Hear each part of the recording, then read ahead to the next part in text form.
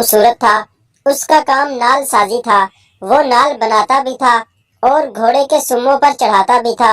नाल बनाते वक्त तपती भट्टी में सुर्ख शोलों के अंदर वो नाल रखता और फिर आग में उसे किसी जमूर या किसी औजार के साथ नहीं पकड़ता था, बल्कि आग में हाथ डाल के उस तपते हुए शोले जैसे नाल को निकाल लेता और अपनी मर्जी के मुताबिक उसे शेप यानी शक्ल देता था। लोग उसे देखकर दीवाना कहते और हैरान भी होते थे कि इस पर आग का कोई असर नहीं होता। वहां मूसल शहर का एक शख्स आया। जब उसने माजरा देखा तो उसने तजस्सुस से उस नौजवान से पूछा कि उसे गर्म लोहा पकड़ने से क्यों कुछ नहीं होता।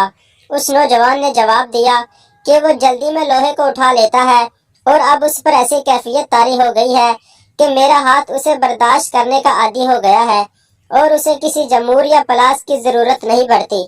उस शख्स ने कहा कि मैं इस बात को नहीं मानता, ये तो कोई और ही बात है। उसने नौजवान से कहा कि मुझे इसकी हकीकत बताओ। उस नौजवान ने बताया कि बगदाद में एक नहायत हसीन व जमील लड़की थी और उसके वालिदैन उम्रे के लिए गए और किसी हादसे का शिकार हो गए।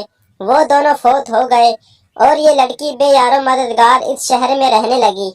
वो लड़की पर्दे की पली हुई घर के अंदर रहने वाली लड़की थी। अब उसको समझ नहीं आती थी कि जिंदगी कैसे गुजारे। आखिरकार नहायत गमज़दा और परेशानी की हालत में वो बाहर सड़क पर निकल आई। उसने मेरे दरवाजे पर दस्तक दी और कहा, क्या ठंडा पानी मिल सकता है? मैंने कहा हाँ, और अंदर से उस लड़की को ठंडा पानी लाकर पिलाया और उस लड़की ने कहा, खुदा तुम्हारा भला करे। मैंने उससे पूछा, क्या तुमने कुछ खाया भी है कि नहीं? उस लड़की ने कहा, नहीं, मैंने कुछ नहीं खाया। मैंने उससे अकेले इस तरह फिरने की वजह पूछी तो उस लड़की ने अपने ऊपर गुजरा सारा वाक़या सुनाया और कहा कि मुझे समझ नहीं आती मैं जिंदगी कैसे बसर करूं। मैंने उससे कहा कि तुम शाम को यहीं मेरे घर आ जाना और मेरे साथ खाना खाना, मैं तुम्हें तुम्हारी पसंद का डिनर खिलाऊंगा। वो लड़की चली गई। उस नौजवान ने बताया कि मैंने उसके लिए कबाब और बहुत अच्छी अच्छी चीजें तैयार की। वो शाम के वक्त मेरे घर आ गई और मैंने खाना उसके आगे चुन दिया।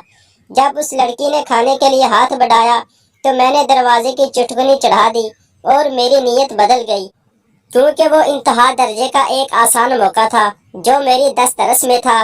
जब मैंने दरवाजे की चुटकुनी चढ़ाई तो उस लड़की ने पलट कर देखा और उसने कहा कि मैं बहुत मायूस और करीबुल मरग और इस दुनिया से गुजर जाने वाली हूँ। उसने मजीद कहा, ऐ मेरे प्यारे भाई, तू मुझे खुदा के नाम पर छोड़ दे। वो नौजवान कहने लगा, मेरे सर पर बुराई का भूत सवार था। मैंने उससे कहा कि ऐसा मौका मुझे कभी नहीं मिलेगा, मैं तुम्हें नहीं छोड़ सकता। उस लड़की ने मुझे कहा कि मैं तुम्हें खुदा और उसके रसूल के नाम पर दरखास्त करती हूँ कि मेरे पास सिवाय मेरी इज्जत के कुछ नहीं है, और ऐसा ना हो कि मेरी इज्जत भी पामाल हो जाए और मेरे पास कुछ भी ना बचे, और फिर इस हालत में अगर मैं जिंदा भी रहूं तो मुर्दों ही की तरह जीऊं।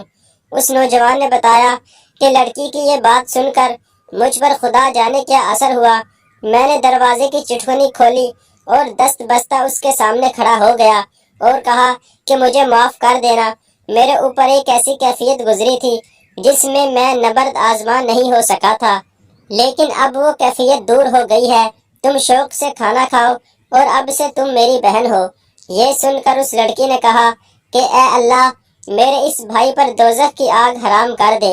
ये कहकर वो रोने लगी और ऊंची आवाज में रोती हुई कहने लगी कि ए अल्लाह, न सिर्फ दोज़ख की आग हराम कर दे बल्कि इस पर हर तरह की आग हराम कर दे। नौजवान ने बताया कि लड़की ये दुआ देकर चली गई। एक दिन मेरे पास जंबूर यानी जमूर नहीं था और मैं धोकनी चलाकर नाल गर्म कर रहा था। मैंने जंबूर पकड़ने के लिए हाथ बढ़ाया तो वो दहकते हुए कोयलों में चला गया, लेकिन मेरे हाथ पर आग का कोई असर ना हुआ।